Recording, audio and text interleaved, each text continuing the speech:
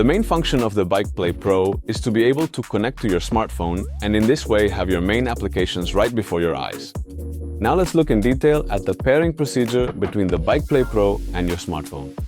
First, we select our operating system on the display and then we go into the Bluetooth settings of our phone and search for the Bike Play Pro connection.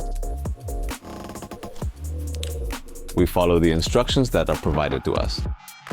We perform the pairing, and in a few seconds, our Bike Play Pro will switch the connection from Bluetooth to Wi-Fi and we'll find our smartphone displayed on the screen. Once our phone is connected to the Bike Play Pro, we can take advantage of the mirroring function and thus view the main applications present on the phone. We can pull up Google Maps, Spotify, and the phone icon brings up our phone's address book, while the microphone is for the voice assistant, and then there's the view change.